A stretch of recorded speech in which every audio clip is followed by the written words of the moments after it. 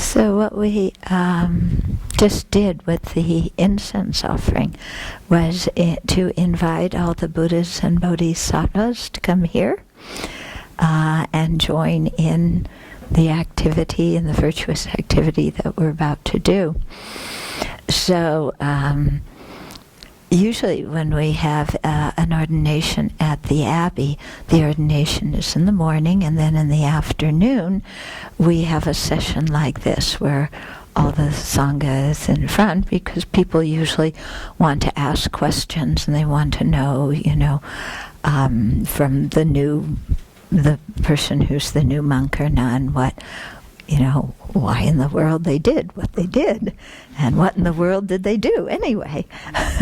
So that's why we're having this session. It's a nice way to welcome Venerable Losang into the community, and to give you also a chance to know him and to know the other Sangha members.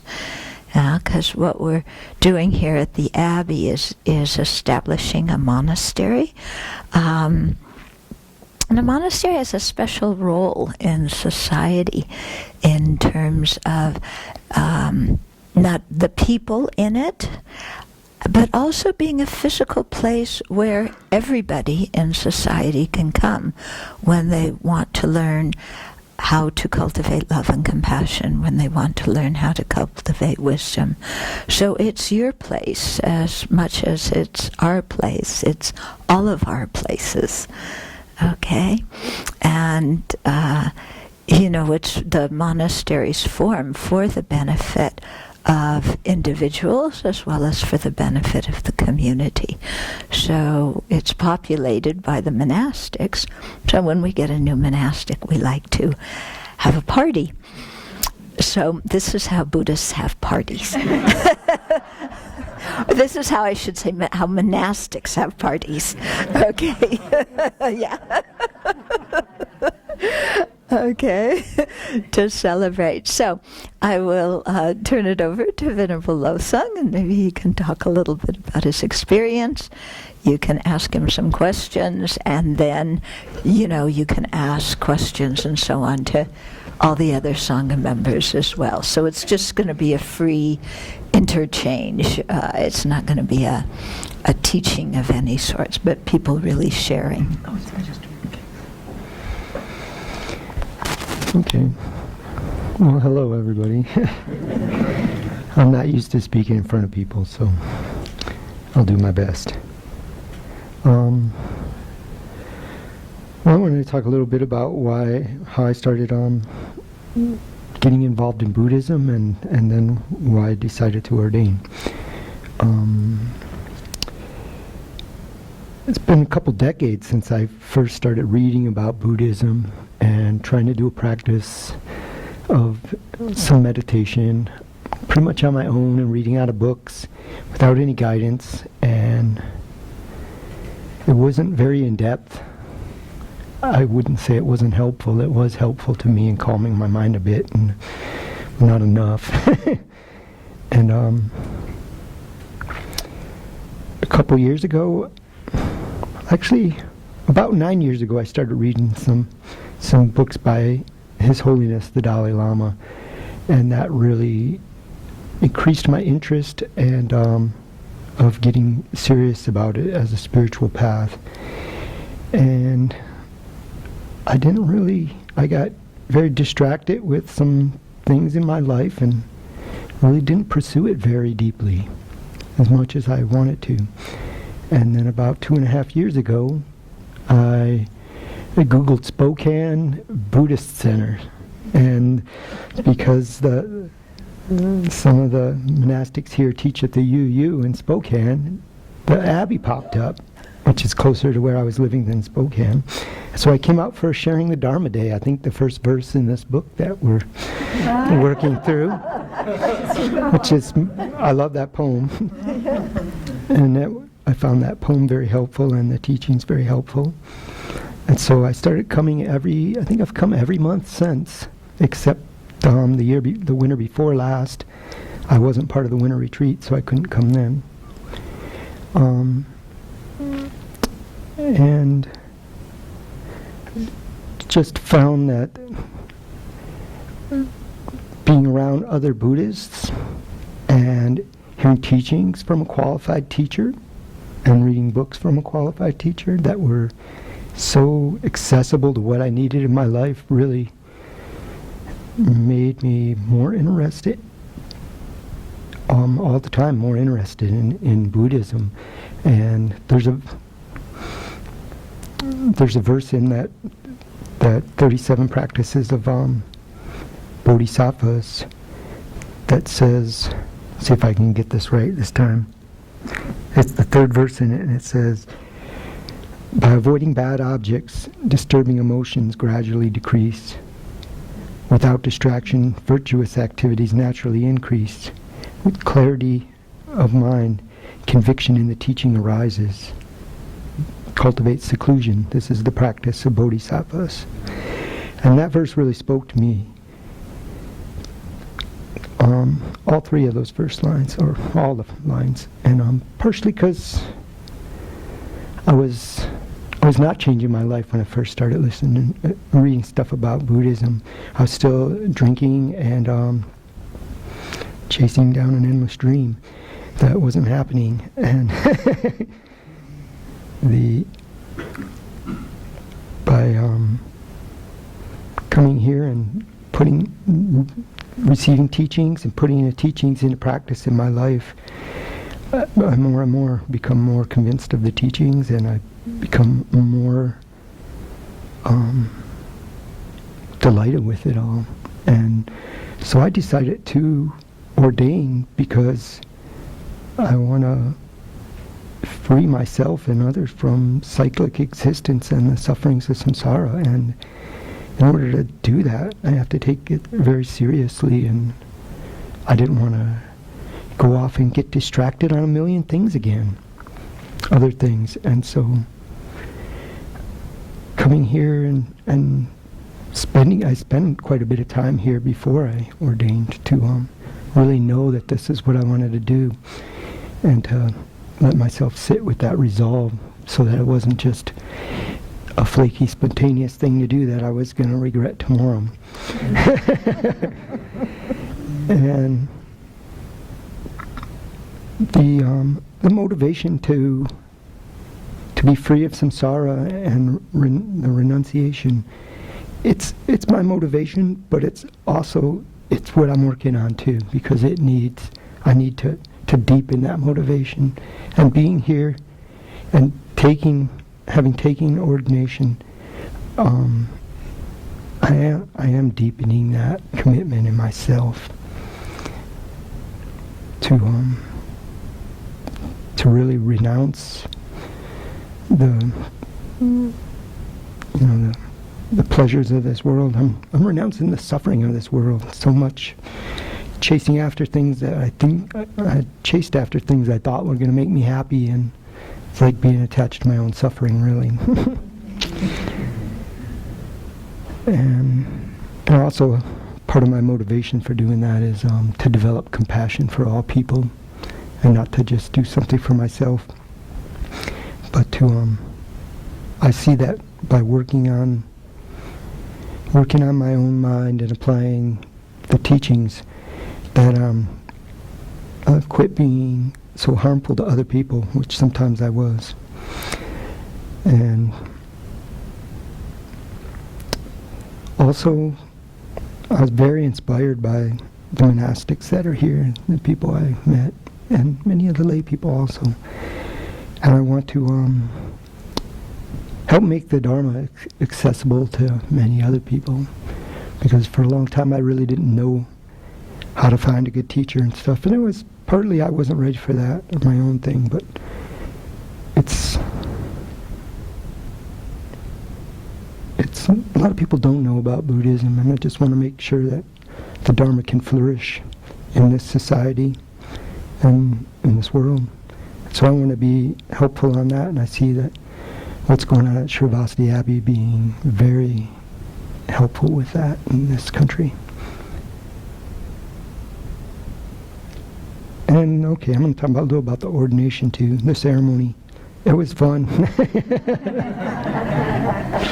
I was scared to be around, that I was going to do something wrong, trip on my robes and fall on my nose, which I didn't. But it was interesting because the two masters that perform the ceremony don't speak any English, and I don't speak any Chinese. We had an excellent interpreter, translator in the form of Bhikshuni Jendi, who just helped make sure it all flowed, and it was so great. And the people there were just so kind. We went through it on a rehearsal the day before briefly, and then it flowed pretty well. And I had so much help from Venerable Tarpa, who was my guide, not just at the ceremony and not just at the rehearsal, but just telling me what I needed to know for the time before that for 10 days or so, and helping me find the robes and get all that lined out. And then there was some practitioners that I knew and a few that I didn't, who showed up at there in Seattle at the ceremony, because it didn't happen here. And that was nice to see faces I knew. And it was very nice too. There was some people from the Chinese congregation that were there that I didn't know, and it was very nice to have them there too. There was a 95-year-old man who filmed it, which I don't know if I'll ever see the film. And to me it really means dedicating my life to ethical conduct, bodhicitta, trying to develop wisdom so that I can progress along the path and be of service to others. And hope may I do well with it.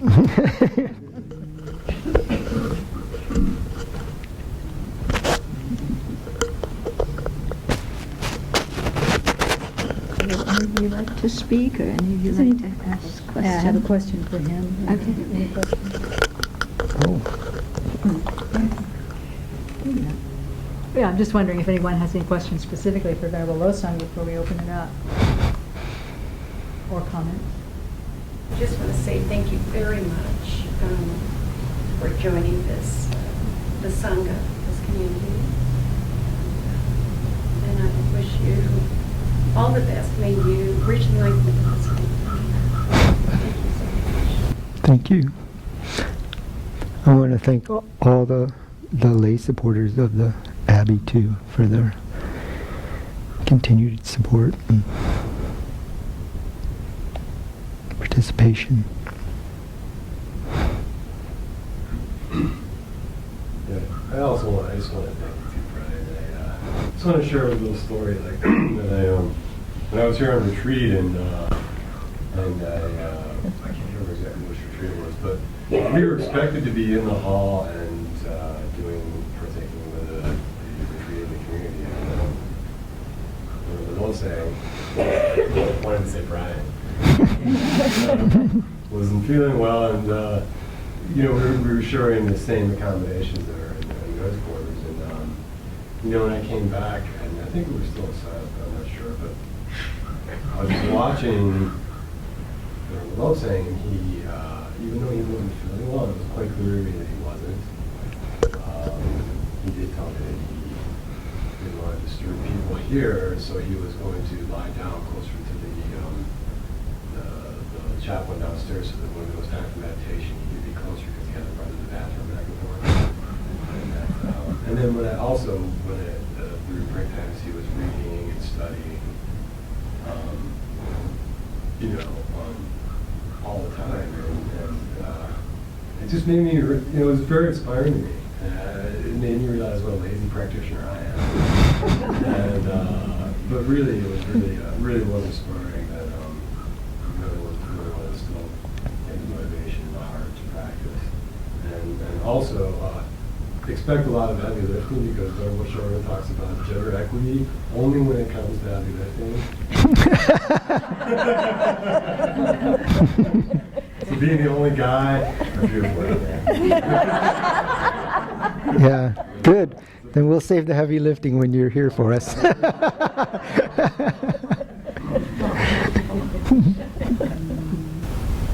just want to say congratulations. I'm so very happy for you. And I was very touched to hear your motivation and inspired and very, very sure that with that kind of motivation, you'll be fine and it will sustain you till enlightenment. Thank you. I just want to say how great it was to meet you 3.5 months ago. I've been staying here this summer, and I got to see you through the Anagarika, and I remember studying after meditation practice in the evenings, and how inspiring it is to have someone that's progressing and that you can see that's progressing and really taking the next step and becoming a part of the community. I think it's really wonderful. And now we can officially say it's not a nunnery, which I think is really great.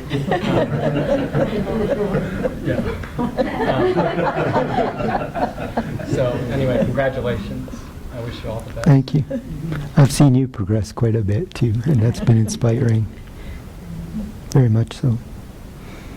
Can you tell us a little more about the how your studies progressed? I mean, the commitment it took to become a monk? Yeah, I really like the Lam Rim because it goes through the stages of the path, but then you kind of do a meditation or two every day, or you can. That's kind of how we do it in the chapel. And then you come back around to the beginning again, so you're kind of going through all the material. I had to go through a lot of inner work in myself, letting go of things that I thought were bringing me happiness, and just really understanding about my own emotions, my own afflictions, understanding about anger and attachment. When I first came here, I had a lot of resistance to the bowing and some of the songs and stuff. I was just kind of coming and checking it out. I'd been raised Christian, and I had a mixture of being apprehensive about religions in general and of having Christian ideas still floating around in my head, like bowing to idols and stuff, It's like, I don't believe that, but it's still, what would my mother say?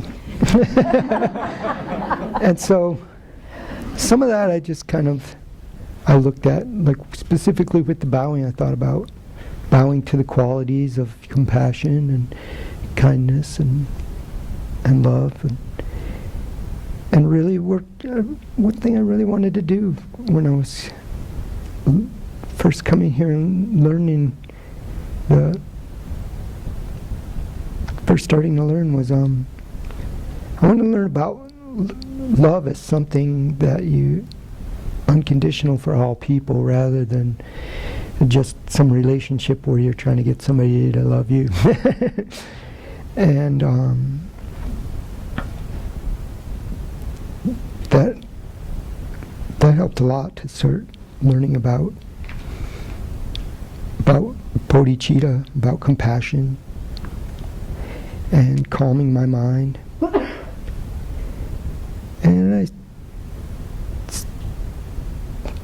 I really worked with things that sometimes I was apprehensive about. I didn't know what I thought for sure about the purification practices. And then until I saw that they were working quite well. and a lot of my faith in Buddhism, it comes from just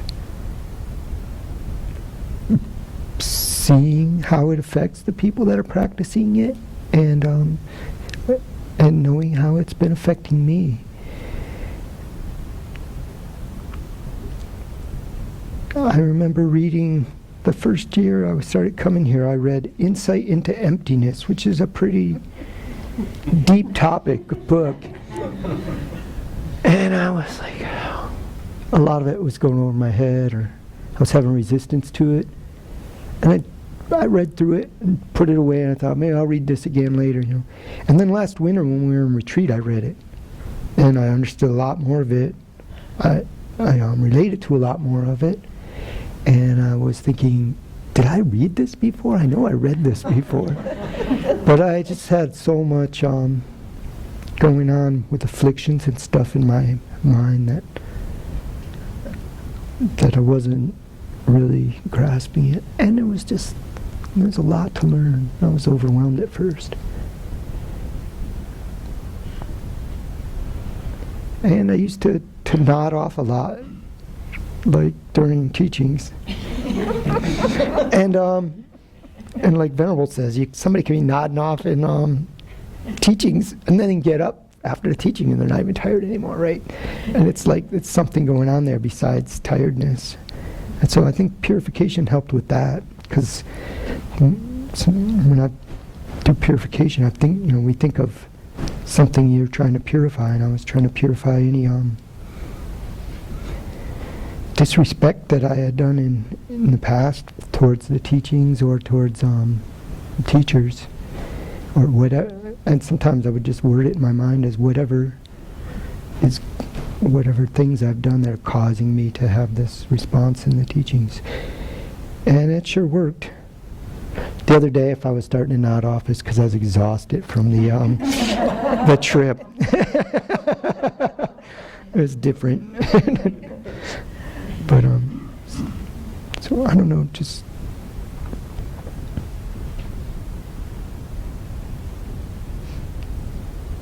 sticking with it and dealing with I'm what they call a baby monk, just a new novice, and so I'm just dealing with the grossest levels of my afflictions, but I see benefits from that already in my mind and how I feel. So I hear a kind of a gentle unfolding of the journey for you, and I'm curious if that's the same for all, a gentle unfolding, or were there some lightning came into your life?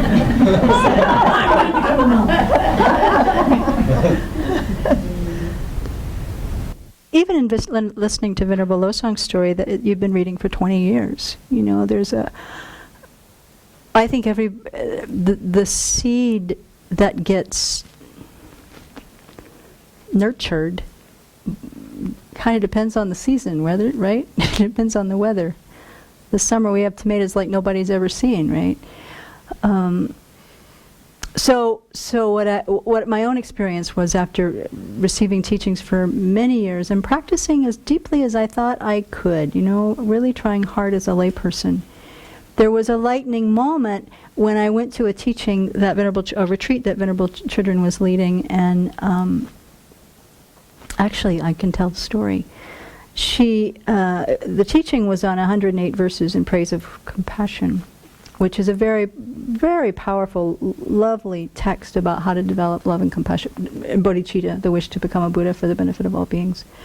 And in the early verses of that, we learned that you have to learn to let go, as Venerable Losang was saying about letting go of this life, letting go of our attachments, letting go of our suffering, before we can begin to really think that we're going to be able to help anybody else, just as the verse that he quoted said.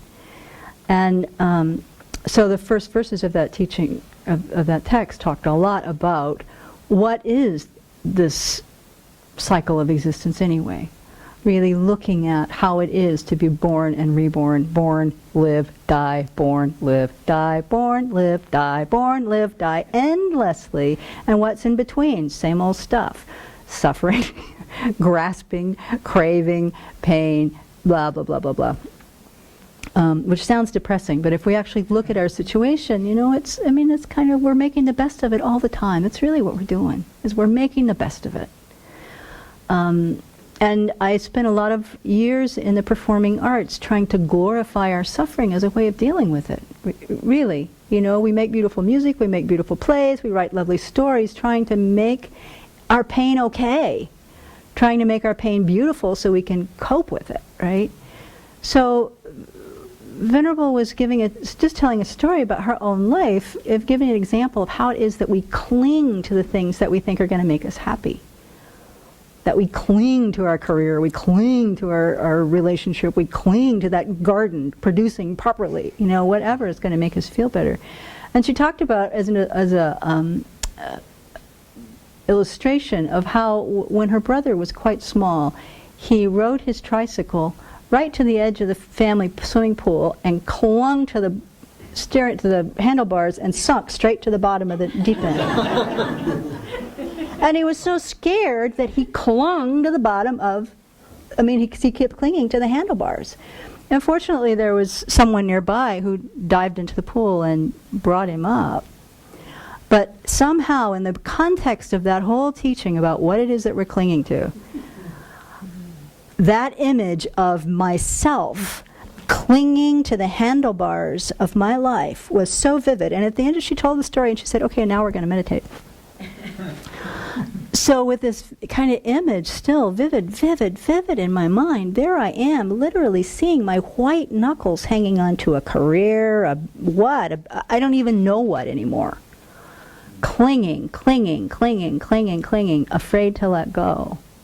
When I had years of teachings that let me know that in fact, if I practiced the Dharma, all of that would go away. All of that clinging, suffering would actually end if I could put my mind to it fully. So it was a lightning bolt. And actually I began to cry in that meditation. My best friend, who was actually at the same retreat, who I was in business with, who had been waiting for me to, please don't ordain, oh, I think you should ordain, please don't ordain. So now I start to sob. She hears me, she knows what's happening. She starts to sob too. We're both kind of like sobbing in this retreat, in this meditation. But having had that moment, somehow that image of the white knuckle clinging, drowning at the bottom of the pool of samsara was so very vivid that in a way it was a lightning bolt. But it could only have struck after years of reflecting on what is the nature of existence? Is what the Buddha said, do I believe that what the Buddha said, was he telling the truth? Do I believe what he said when he said that things are not so great? Do I believe that this is the cause? Do I believe it can be eliminated? And if I do, then why in the world would I not take the path that's directed to do so, right? So, lightning bolt, I don't know. It hit at the right time. I think that's another question. And so that image was so clear of you hanging on. Yep. Do you have another image that told that story differently in your mind now? I'm just curious. I don't know what that means. The moment is you on the tricycle heading off the edge. Do you not let go of the trike? Oh, if I were here, I might be a Buddha, but I would say maybe it's... And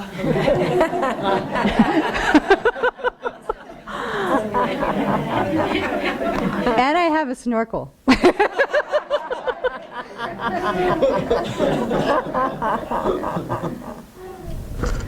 I don't know if mine's a lightning bolt or not, but one of the things that I had prided myself on in most of my life, that I was probably one of the most free, autonomous women you would ever meet, breaking a lot of barriers in construction and forestry and just doing things that most women didn't do, being able to come and go as she pleased, doing whatever she wanted, and thinking that was really freedom.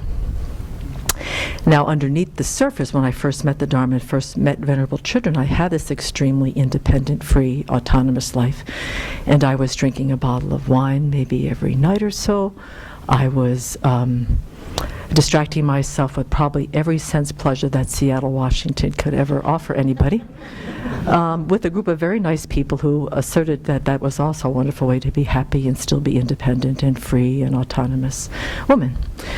And so when I first moved here, I had this thing in my head that I'm going to go there for 2 years and help my teacher. I'm going to do some firewood. I'm going to do some gardening and things like that.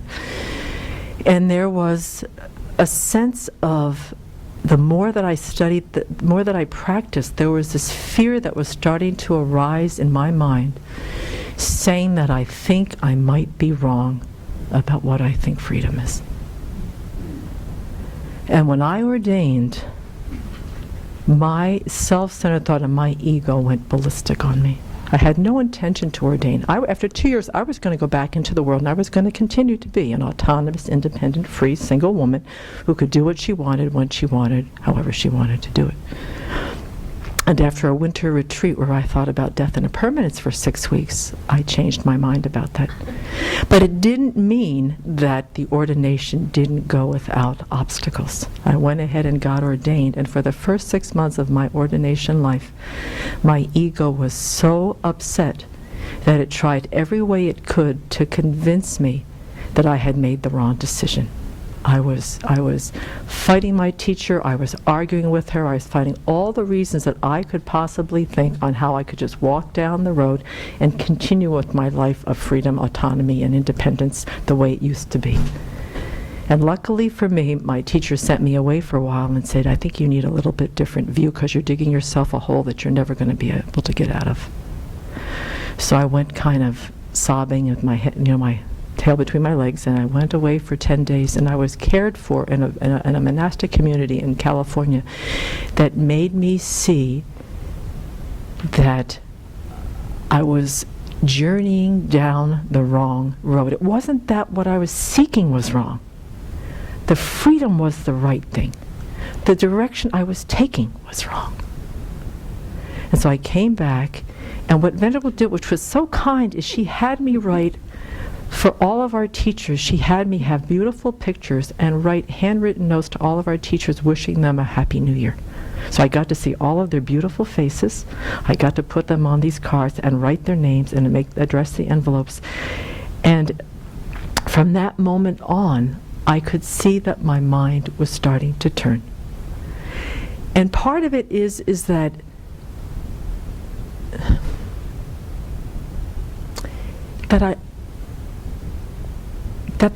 the longing was misdirected, and that in the past 8 years since I've been ordained and practicing the Dharma under the guidance of this community and this amazing spiritual teacher, I am beginning to understand what freedom truly is, what independence truly is. It's independent of samsara. It's getting some independence from my own crazy mind, getting some space. And that the freedom is not about the confusion that comes from thinking because you can do what you want, when you want, and how you want to do it, that's freedom. That is nothing but distracting myself over and over again, succumbing to my desires, succumbing to my attachment, my restlessness, my boredom, my dissatisfaction, and that it was just sort of hooked in. I was addicted. And as long as I fed the addiction, I thought I was free. And so here, I'm getting a sense of what freedom really is about. First of all, it's about Semke working on her mind, the way that Venerable Losang so beautifully described it. And the other part is, once I free that mind from all of this, and it's a long way to go, I'm starting to see that once I work myself into this new understanding of freedom, I've got all this space to turn my attention to other people. Because the concept of freedom that I had was so preoccupied, so self-absorbed with getting what I wanted when I wanted, irregardless of what happened to other people in the process. By finding out what the Buddha Dharma is offering, the kind of freedom is to open up my mind. It's such this beautiful unfolding, and I have all this room now to care about others, to care about how my behavior affects people, how my speech affects people, how I have this wonderful heart that just was not fully getting nourished like it needed to.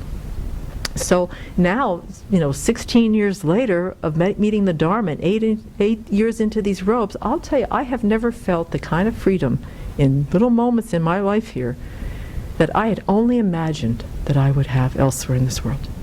And so my confidence in how the Buddha Dharma really does transform the mind and really feeds those part of ourselves that are just so hungry. They're so hungry to be understood. They're so hungry to be compassionate and loving and caring to other people. I think that really is the fundamental nature of our own hearts. And by having the freedom that the Dharma has given me, I now know that I can cultivate those qualities, not just for my own peace of mind and my own freedom, but boy, it really does free me up to be available for a lot more of the world than I ever thought that I could be. And so it's a new, so that was my insight was freedom is a very, very different thing than I'd ever thought. So for me, I guess, the lightning bolt, again, like Vinabachuni said, there's a very clear sense to me of progressing in this kind of step way, and along the way, just continuing to practice, and things start just kind of setting into place. It's like the analogy of a tapestry, a rug being made. The weave starts happening, and you kind of end up with this beautiful picture or rug or whatever. And so that certainly is the case. But in 2007, I did a 3-month retreat here, and it was a very it was such a focused time for my mind, without distractions. And the retreat was Vajrasattva, which is a purification practice. And during that retreat, I got to see a little bit the power of the mind, which really shocked me. I kind of thought that I had, kind of thought arrogantly, I will say, how, I kind of knew the drill. I knew what was possible here. I knew, what the mind could do, very arrogant thought. And having an experience of just practicing for 3 months, day after day after day after day, and clearing away some of the junk and the garbage in the mind, I got a little bit of sense of what our potential is. And that humbled me, and that excited me, because there is this path that is just waiting for us to practice, and then this is the result that will come. There's nothing more beautiful than that. All you have to do is apply yourself to it. And so that got my attention in a huge way. And just having a little glimmer, and the glimmer is like, a small shaft of light, teeny. I have no idea, but just that small shaft of light that was so different than anything I had ever experienced. It brought great conviction about this path to me, I think. And it doesn't matter how long it takes. I have a strong conviction that all of us can reach full awakening. It's very clear to me. Very clear to me. And so once I had that experience, for me there was no other direction to go. I had a life, and I had this and that, and that all had to get worked out. But there was no question, really. There was no question for me. Any lightning bolts?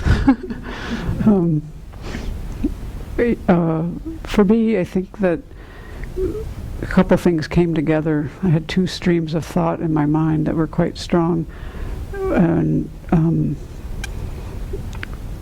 I think it might go back to my childhood even, but the conditions were never right, or were never there. And so I think what came together for me was our 14 CDs on the Lamrim that now they're all online and MP3, but they used to be on these CDs. And so I used to, when I lived in Seattle, I used to have a daily practice, and I think it really came to me as really learning about the Buddhist worldview in a meditative way, with the listening, contemplating, and meditating. And so that kind of set the stage for everything to become a monastic making sense. But I wasn't so much thinking about becoming a monastic. That never was really in my thought. I was just learning about the Dharma and the teachings.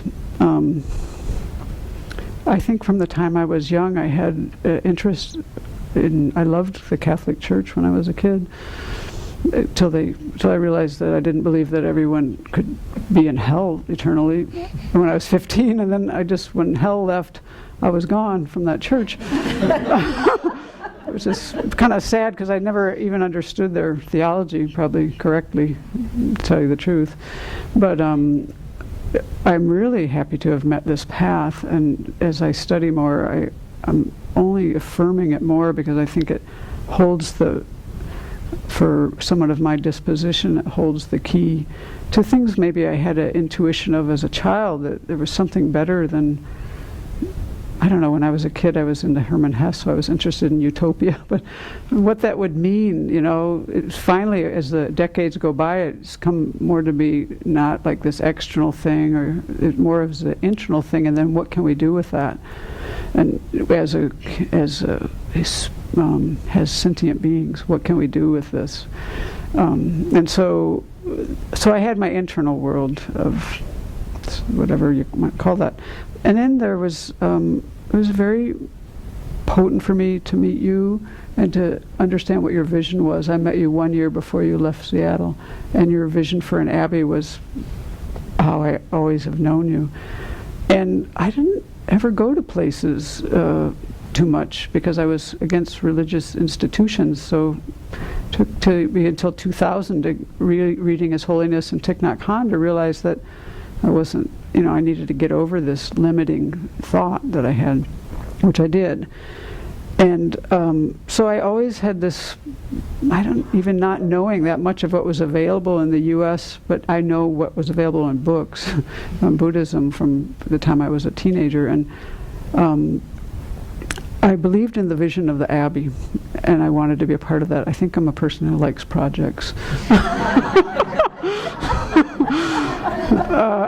After a few years of being here, I wasn't sure if I was, now that I wanted to live here, that I had to grow into.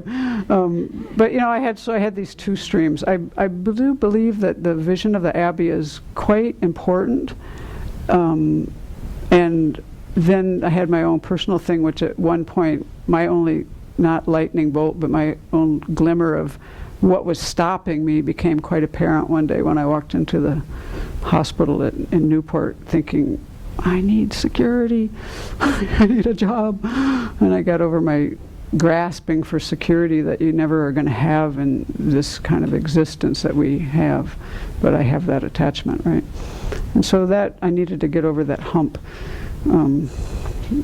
And so the conditions are here, and we're part of making these conditions, and I think that what I find to be the most inspiring thing that I like to put my mind towards is kind of what keeps me going now is that I realize that I've lived here 10 years now. Everyone who comes here spends their time well. And a lot of that is because of our schedule. Can you believe me saying that? I'm glad you're recording it. It's how we have things structured and the vision that we have that everybody has to rebel against. But it's actually what makes it that everyone who comes here spends their time well. And so there's not a person who's ever come here, ever, no matter what conclusions they come to in their life.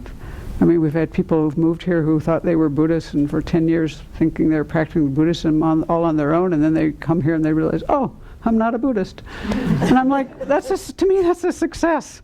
Like they got more clarity in their lives. And so I think that we're providing something that will have a ripple effect. And I have to say now I'm a little challenged with my, I've never been a person who was homesick, ever. Till now that my dad's dead and my mom is without my father, I find that I'm homesick. And so now I have this kind of tug that I've actually never had before. And what I realize is that I have to have a really more expanded vision of what our lives are about. You know, helping as I can with my mom. She's in good hands. Everything is going fine for her. But I have to really expand my vision, and so your participation here actually helps me in that regard, because I don't, and it makes me motivate myself to practice, because we're pretty normal folks here, and we're not going to be probably becoming bodhisattvas this life, most of us, but we still are doing something useful. And so I think that's quite, important. And the people who have been, many of you are new, but a lot of people have been here since the beginning, and they can see that we're all growing and changing, and so it's a very valuable thing. And the monastic life makes this possible, because the Buddha had such wisdom and compassion that he set up a kind of structure that you can live as a monastic, you can live as a lay person. They're different structures, but they both actually help us all in this regard. No lightning bolt. None. And the reason I'm here actually is because of Venerable Trini. And had I not met her when she was coming up to Alberta, I would definitely not be here. So you have to be very careful about who you make friends with, because they really influence you in a big way. So I'll just tell the short version of this story. I went to visit her in Seattle in 1996, and I had driven for about 7 hours from Cataldo, Idaho, because I was at a Aikido workshop there with one of Venerable Trini's friends. And I was anticipating that the moment I got there, we would go out for a very nice dinner in Seattle. So I arrived at her house, and I was very sweaty and stinky. And I got to her door, and she said, "Guess what? You're just in time. We're going to go to Dharma talk." I said, "Great." So I kind of knew what was going on, because she was filling me in with her interest as it was growing over the years that she was coming up to Edmonton. And Venerable Chödrön was teaching at the Dharma Friendship Foundation. And I'd never seen a Western Buddhist nun in my life before. In fact, I had sworn off nuns because I grew up Catholic. And I didn't want to get too close to a nun. So that was just my karma, by the way. I have great respect for the Catholic Church. So Venerable Chödrön gave a talk that night on the kindness of others. And it's a topic that is, you hear it everywhere. It's not foreign to any religion, but just the way it was presented, and then she had us do a meditation on this, it really blew my head off. And I was very moved by it. But then, I was back in the car heading back to Canada, and I thought that was just a remarkable experience. And then a few years later, Jetsuma Tenzin Palmo came to Edmonton to give a talk. And so that first night when I had heard Venerable Chödrön teach, I thought, well, that's one of a kind, that's just it. Then I heard Tenzin Palmo talk in Edmonton, and then I thought, there's two of a kind. That's interesting. And then I took a year off from my teaching, and I went to India and Nepal, and I went to some of the places that Venerable Chödrön studied, and I heard some of her teachers talk, and then I saw there's a whole group of a kind here. And what impressed me with this group of a kind was they looked very happy. They were very kind people. They're extremely wise. They're very compassionate and understanding. And there were all these qualities that I had never saw in one package from any of my other teachers when I was doing worldly things. And so what struck me that year was that I thought, wow, there's something to learn here that I really want, because I'm just so miserable all the time, and I can learn from this group of a kind. And then I did a Vajrasattva retreat at Copan, and everyone at that point, at the end of the retreat, all want to ordain. And so, where are you going to go and ordain? I was just like, no, I'm not. And so then when I came back, there was a meeting in Cataldo about the Friends of Sravasti Abbey trying to get, this momentum going for an Abbey for Venerable Chödrön with her vision. And I thought, again, that's a very nice thing for them to do. And I sure hope they find some monastics. But I'm just going to keep suffering in Edmonton, because that's what I'm good at. And then I came here in 2007, and I spent a month here in the heat, working with Venerable Semke, putting, what do you call that stuff in the cabin? Oh, chinking. Yeah, And then I was pulling knapweed with this young fellow named Ulrich who was talking about ordination nonstop. And just the month here, I could see that there was a little change in this very stubborn, miserable mind, and that the schedule, as Venerable Tarpa said, was really working for me. I mean, I didn't like it really, but it was working. And so the group of a kind, the schedule, I just thought, you know, oh, and then my cousin died in 2005, and so that really smacked me. And I could see that life is very unpredictable. There's no guarantee about the length of time. So I decided then that whatever time I have left, I should use it in a meaningful way. So then I came here and started learning. My path started in Germany, where I'm from, in about 2000 or 2001, and I was at the time at the university studying. And the time at the university, I had a little bit more time, I guess, to realize that I'm stuck. So I was very stuck, and my life was a life that was very confusing, and I mean, like everybody's life probably, but I was lacking a sense of security in myself, a sense of feeling secure in society. And I was at a friend's house and picking up a book by His Holiness the Dalai Lama. And by starting reading it, it was like a light bulb. He spoke about a compassionate society, a loving, kind society, and how we can start within ourselves. And it was like, that's a solution for me. And because when I studied politics, it was like, I couldn't grasp that. It was so big, and I felt like I need a foundation to start with, and I need something within myself to be able to understand the world. So I never stopped reading about Buddhism, reading His Holiness's books, and also his thought about the monastic path and how beneficial it is for practicing the Dharma. And so that never left my mind, because I thought I need that. Only by reading that, it already opened my heart. What I never experienced the 20 years before I lived. So I knew that will be the path. But it took a lot of time and the right circumstances to meet people and such. So I continued on my path, studying at the university and such, but meanwhile also spending a lot of time in a Zen center where I meditated and meeting people, and then approaching more and more Tibetan Buddhism. And then finally, I think it came about in 2006, I was working for a non-governmental organization who supported Tibetans, worked for human rights. And at that time, during my work there, I knew I would like to spend my whole life in a monastic setting.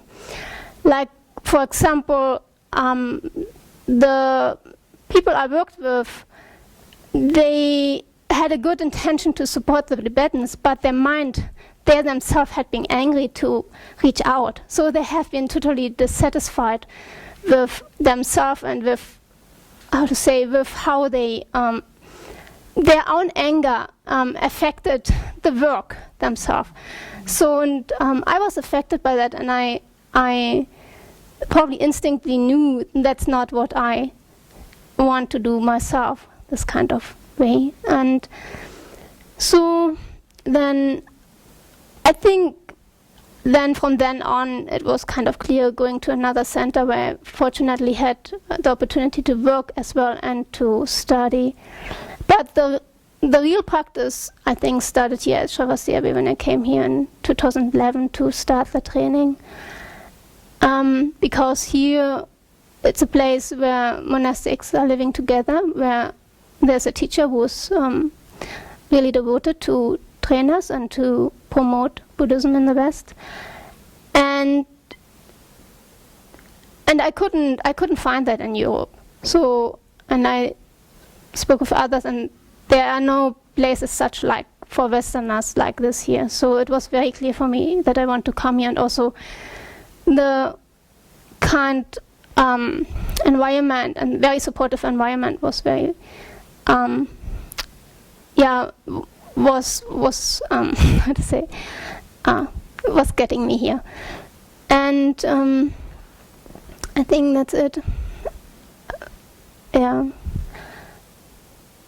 I think monastic life is a very supportive element for my personal practice, because if I imagine being outside in a relationship and following a regular job and such, I would have I would not have the support, for example, to work with my mind, not the inspiration like I have here by other monastics, and especially by a teacher who has all these experiences. And also I would not be able to handle living in a relationship with all that attachment, and to at the same time to be a devoted practitioner.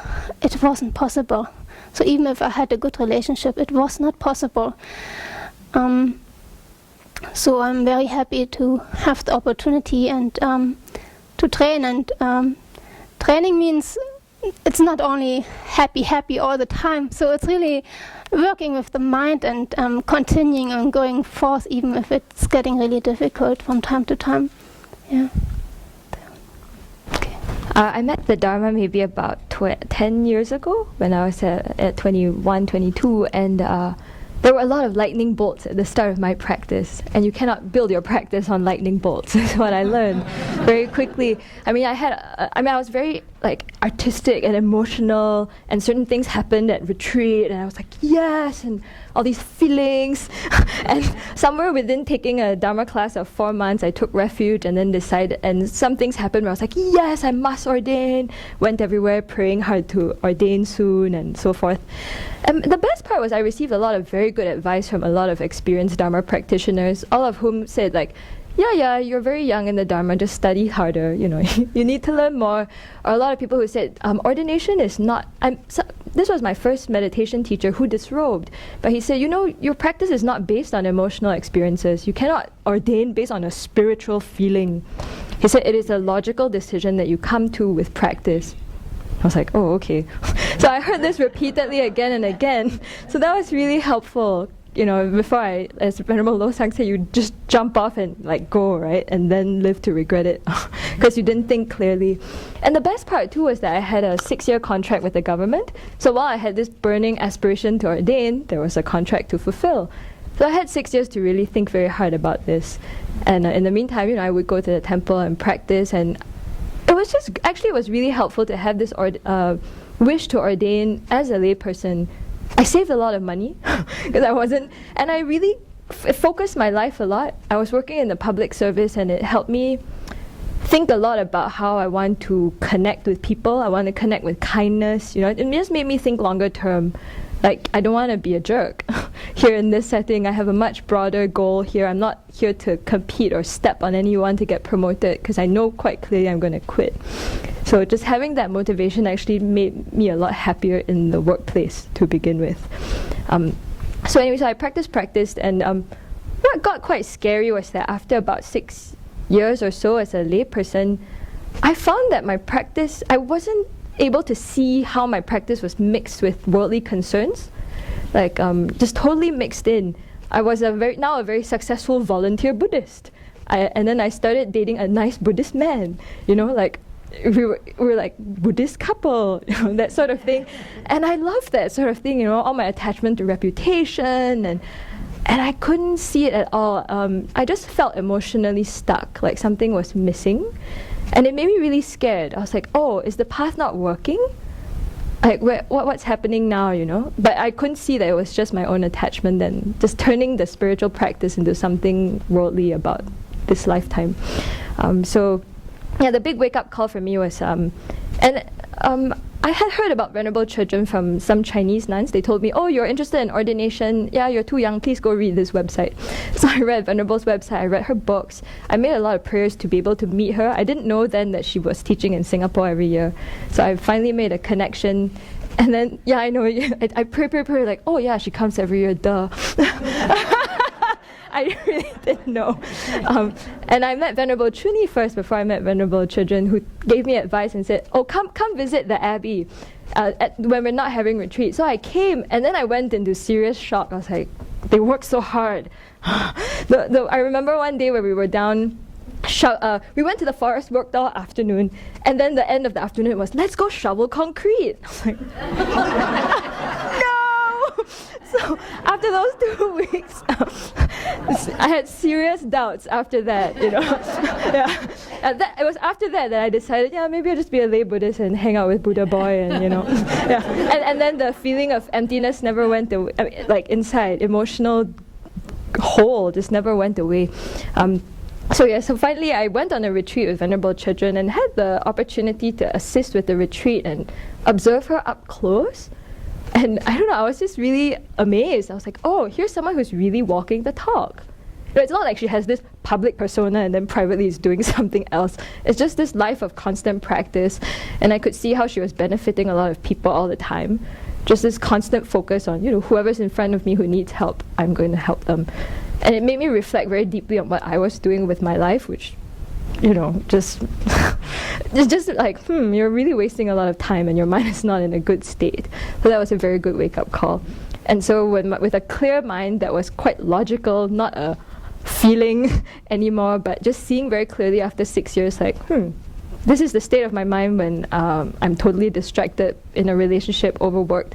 This is the state of my mind when I'm on retreat, close to a spiritual teacher. What choices do you want to make? So with a clear mind, I bought an air ticket, got here, and then attended the first Exploring Monastic Life class that I did here and attended retreats here. And then it became quite clear that I wanted to ordain here. I think here I find the Sangha is very authentic. There's a lot of transparency, a lot of sharing. I'm not sure if I would, I don't know, I don't like to compare like that, but that was not what I was finding in my community in Asia. Yeah, where monastics are kind of like far away and on a pedestal and you don't interact with them as people. And here I think why the Abbey is so incredible is that it's a very rare opportunity where people can come and live and practice with the monastic community. And then it makes everybody in the monastic community too work harder, right? Because you're side by side and you see, we're human and we're all working on this together.